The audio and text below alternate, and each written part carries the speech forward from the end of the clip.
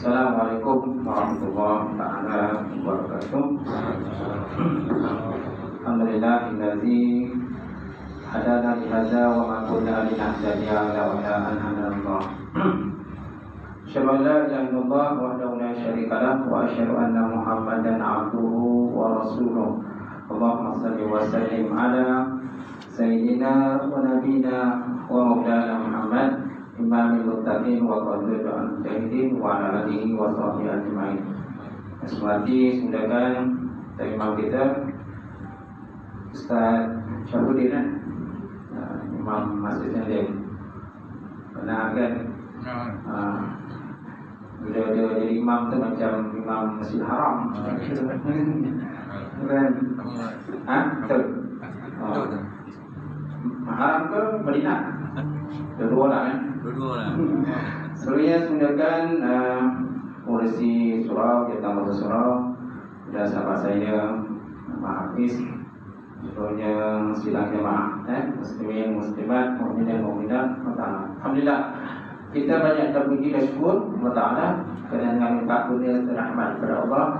Kita dapat bersama sekali lagi untuk program tazkirah, untuk tazkirah dalam 10 ke Muhammadiyah, insyaAllah. Tuan-tuan dan puan muslimin, muslimat yang berbahagia. Jadi kita dah berada di 10 Ramadan. Alhamdulillah. Kita bersyukur, banyak dan bersyukur kepada Ta'ala tuan. Kalau dulu kita tak dapat solat tarawih secara macam ni lah, sebab ada pandemik ni, masa tu lah orang kata akan sama ada terselak atau tak terselak jadi imam ke rumah. Kalau sebelum tu rumah pun ingat yakin ke tak yakin kan, ikut ni. Bila pandemik hari tu mau nampak kan, abang aku layak jadi imam dia gitu. Ya tak layak nak buat macam mana tu tak. Baik, tuan-tuan dan puan muslimin muslimat yang berbahagia, Nabi Muhammad sallallahu alaihi wasallam pernah bersabda, man fatara sha'iman kana lahu mislu ajrihi ghairu annahu la yanqusa min ajrin sha'im syai'un. Kama Rasulullah sallallahu alaihi wasallam. Maksudnya barang siapa yang memberi makan kepada orang yang berpuasa adalah ianya seumpama pahala orang yang berpuasa tadi tanpa dapat dikurangkan sedikit pun akan pahalanya. Jadi ini juga kepada kita bahawa tentang kelebihan memberi makan kepada orang yang berpuasa lah tuan. Dia sama macam kita puasa juga. Kita puasa, orang pun puasa juga. Lepas tu kita bagi makan orang puasa. Sebenarnya kita dapat lah. Gitu.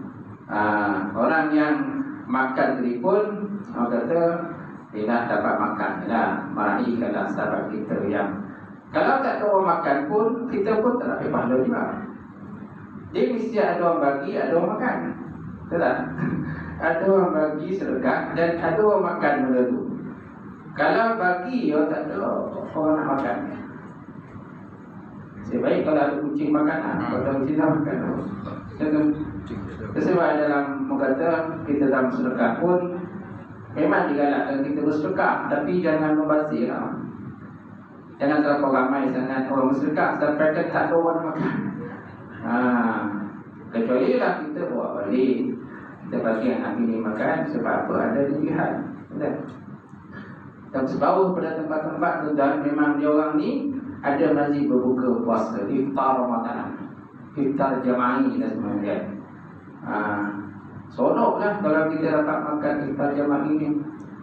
Baik, Nabi Muhammad SAW bersabda tadi, maknanya kalau kita bagi makan orang berpuasa, kita dapat pahala sama seperti orang yang berpuasa tadi tanpa dikurangkan pahalanya walaupun sedikit pun. Kata ulama berkenaan dengan beri makan, dia ada dua pendapat lah. Satu pendapat beri makan dengan sekurang-kurang makanan, ataupun serendah-rendah makanan, ataupun sekurang-kurang makanan, ialah sebiji tamar. Walaupun sebiji tamar pun kita dah dikira lah memberi makan orang yang makan. Ada pendapat lain tak menyatakan bahawa Taklah kita bagi makan dengan makanan yang mengenyangkan. Bagi makanan untuk dia cover puasa tadi. Kan kita berpuasa daripada siang, daripada sehingga terbenam matahari. Kan lama lah makanan tu kita tak makan dengan tempoh lama lah. Kalau biasa setiap hari lah, tentang kalau kita tak dah berada mula Ramadan, biasanya pagi kan kita makan sarapan. Kalau 10 kan makan lagi, santai kan. Tengah hari kan makan lagi, minggu pula belajar. Betul tak? Siap apa? Ya, kemudian petang kan makan lagi. Dia tarik ke perjalanan dan sebagainya. Betul tak? Lepas itu bangunlah malam. Itu pun kadang-kadang ada yang makan malam sebelum maghrib dah makan malam lah. Kan? Nampak? Jadi bila kita memberi makan orang berpuasa, maknanya dia ada dua pendapat dia. Pendapat pertama dan kedua. Pendapat kedua ni kita bagi makan dia dengan makanan yang mengenyangnya, untuk cover makanan dia sehari itu, yang dia telah pun tak makan tadi lah. Masya Allah. Sebenarnya kita naklah bulu-bulu macam Rasulullah Sallallahu Alaihi Wasallam, tapi sangat pemurah, seperti rihil mursalah, seperti angin yang berhembus. Selain Ramadan, Nabi pemurah. Masuk Ramadan, dan kalau boleh Ramadan kita carilah siapa kakak yang boleh kita bersedekah. Kalau tak lupa siapa nak bersedekah, bagilah ke jiran dia lah, jiran dia terdekat. Itu sebabnya bila kita masak makanan, taklah kita lebihkan makanan tu. Tak? Kalau masak bubur tu lebih, kalau bubur dia. Kalau boleh lebihkan, kalau tak boleh lebih macam mana? Tapi digalakkan kita melebihkan akan makanan tadi untuk kita dapat sedekah pada sahabat-sahabat kita. Bagi yang tak mampu sedekah, macam mana ya Ustaz? Ada satu hadis yang menyatakan bahawa satu hari datanglah penduduk dusun, penduduk Arab ataupun Badui kan. Mereka datang jumpa dengan Rasulullah SAW mengadu tentang masalah mereka. Ya Rasulullah, kami tengok orang-orang kaya, bila kami semayang mereka pun bersemayang. Bila kami semayang mereka pun semayang. Bila kami buat ibadah mereka pun buat ibadah. Bila kami baca Quran mereka pun Quran. Tapi bila mereka bersedekah, kami tak mampu sedekah. Sebab kami ni orang fakir, orang miskin, jadi tak mampu nak sedekah. Apa jawapan Nabi Muhammad SAW? Nabi kata, bukankah pada diri kamu itu ada benda yang boleh kamu sedekahkan? Pada diri kita ni sebenarnya ada benda-benda yang kita boleh sedekahkan. Setiap takbir, setiap tahlil, setiap tahmid, itu sedekah. Amal ma'ruf nahi munkar, sedekah. Buang duri kat jalan, sedekah. Senyum, sedekah. Tak? Senyum sedekah, walaupun tak ada duit, senyumlah. Walaupun bonus tak dapat tahun ni. Tak? Bonus tak dapat kan? Yang dapat bonus, ya tak, kita alhamdulillah. Walaupun duit tak masuk lagi, tapi bila diumumkan bonus tu, ya kan? Itu. Ada yang dapat sebutan gaji, ada yang separuh gaji, ada yang dapat 200. Tak? Jadi alhamdulillah, syukurlah kepada Allah Ta'ala. In syakartum la azidannakum wa in kafartum inna azabi lasyadid. Kalau kamu bersyukur, aku tambahkan lagi, kata Allah. Kalau kamu kufur, maka azabku sangat pedih. Man lam yashkuril qalil lam yashkuril katsir. Siapa tak terima kasih dengan pemberian sedikit, dia takkan terima kasih dengan pemberian banyak. Sikit pun tak terima kasih, apalagi banyak. Jangan nak tunggu orang bagi banyak, baru alhamdulillah sebut 2 bulan gaji bonus tahun. Kan? Bila umumnya tahun ni dapat 200 orang, tahun 200 orang. Apulah, kodok betul ni. Kodok. Mula itu. Kosong tak kosong ni? Tadi kata kosong kan. Tapi bila diumumkan dapat 200 itu, ongi kan. Apa tak? Jadi Nabi kata jangan tunggu banyak pun nak syukur. Sikit pun syukurlah kepada Allah Subhanahu Wa Taala. gitu. Kata perempuan muslimin muslimat membaca. Jadi sesungguhnya puasa kan Nabi kata man qama Ramadan imanan wa ihtisaban ghufira lahu ma taqaddama min dzambi. Itu pernah satu riwayat. Satu riwayat menyatakan man qama Ramadan imanan wa ihtisaban ghufira lahu ma taqaddama min dzambi. Barang siapa yang berpuasa pada bulan Ramadan dalam keadaan dia beriman. Iman yang sebenar-benar iman. Wahtisaban. Wahtisaban ini maksudnya dia buat benda itu kerana Allah Ta'ala. Diwajihillah. Kerana wajah Allah Ta'ala. Ghufira lahu ma taqaddama min dzambi. Nampakkan dosanya telah terdahulu. Kita ingat barang siapa yang berdiri pada malam dan qama Ramadan. Berdiri malam sama juga lah. Cuma ada persoalan lah. Yang diampunkan tu dosa mana? Diampunkan dosa terdahulu. Yang diampunkan dosa itu dosa mana? Dosa kecil ke dosa besar? Ini persoalan lah. Dosa kecil, dosa besar. Yang diampunkan itu hanyalah dosa kecil sahaja. Sedangkan dosa besar istilah bertaubat kepada Allah Ta'ala. Dosa besar mesti taubat. Kalau tak ada taubat boleh. Kemudian Nabi juga pernah bersabda bahawa barang siapa yang banyak melakukan puasa, maka dia akan masuk dalam satu pintu namanya pintu Ar-Rayyan. Itulah.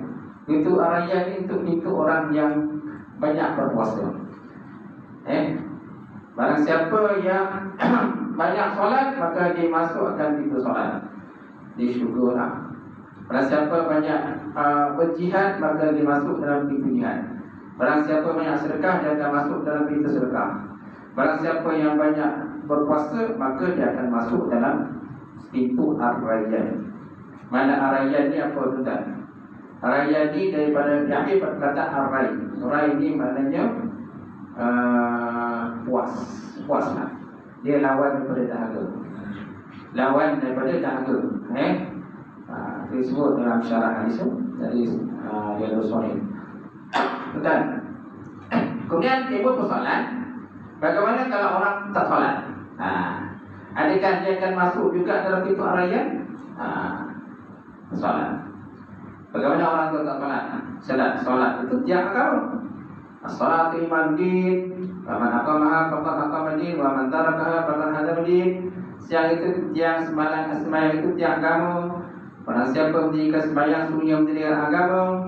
Dan siapa meninggalkan sembahyang, semuanya meruntuhkan agama. Salah untuk agama.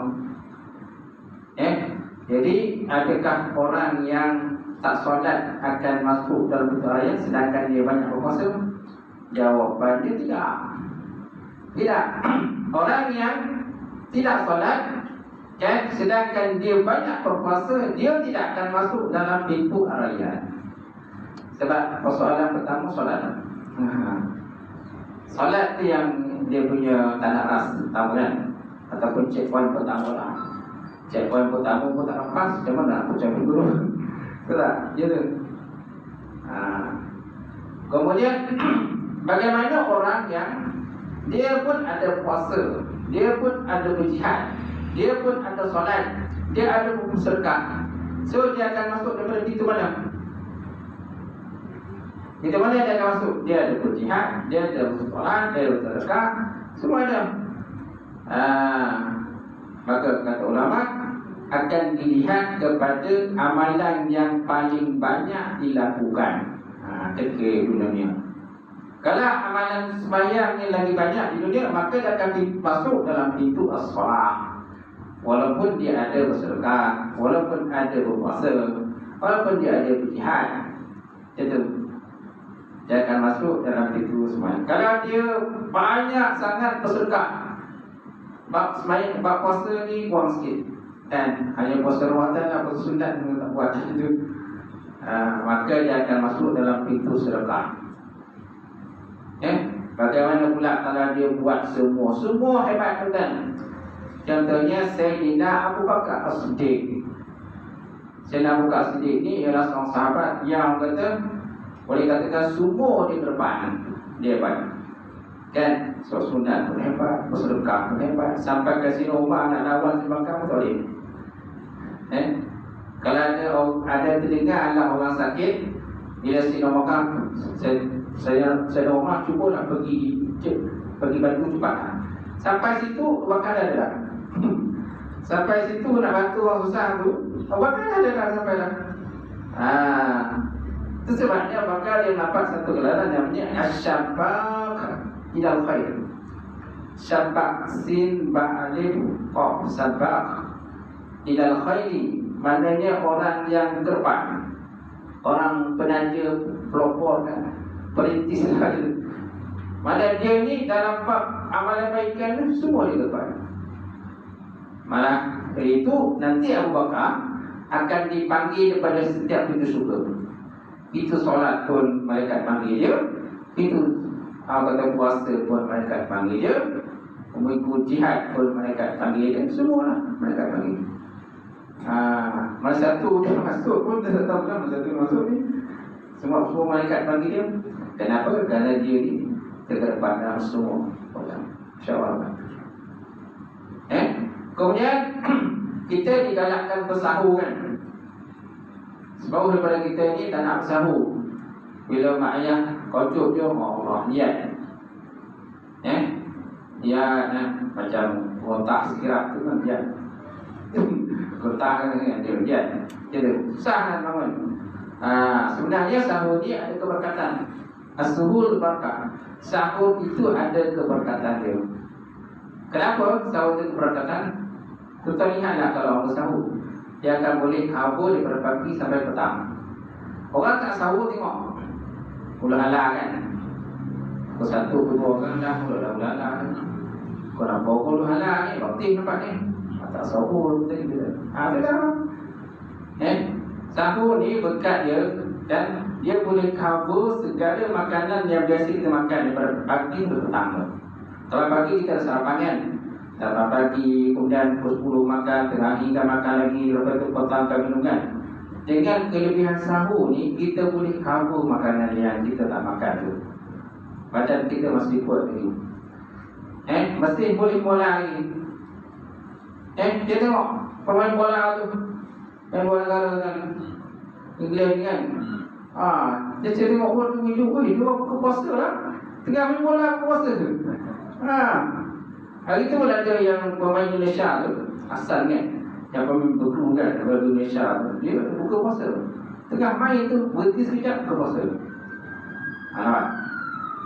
Kelebihan puasa. So maknanya bukanlah orang kata alah, kalau dia bawa kan ustaz salah kan dia kosong mongak itu. Mongak kan. Kenapa pemain boleh balik berpuasa? Main bola tu. Berapa minit dia main bola tu kan. Pokoknya bola lagi, kalau sorak kerja boleh bawah, banyak untuk bola, sepak bola. Boleh dia puasa saja. Nampak?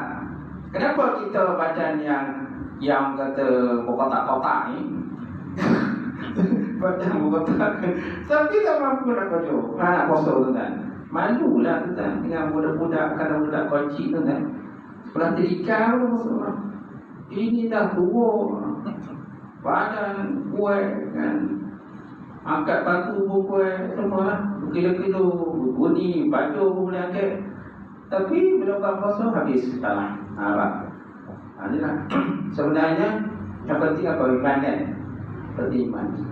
Kalau iman dia tu kuat, kalau iman dia mantap, InsyaAllah dia akan berpuasa. Macam mana susah kira pun dia akan puasa. Kerana dia nak merasai tentang pertama perintah Allah. Satu perintah Allah. Yang kedua, dia nak merasai bagaimana susahnya orang fakir miskin. Tengok orang fakir miskin kan susah, tak makan, tak minum, kena golongan gelandangan kan susah. Pagi makan pagi, dia petang. Jadi bila kita puasa, kita menjiwai kita. Susah ambil. Itu saja lantunan dapat kita kongsikan pada malam ini. Mudah-mudahan dengan sedikit perkongsian yang dibincangkan, mudah-mudahan dapat meningkatkan lagi iman kita, ketakwaan kita kepada Allah Ta'ala. Dan mudah-mudahan Allah Ta'ala menerima amalan puasa kita dan juga tarawih kita, tadarus kita, dan sedekah kita dan sebagainya, insyaAllah. Sekian, Assalamualaikum warahmatullahi taala wabarakatuh.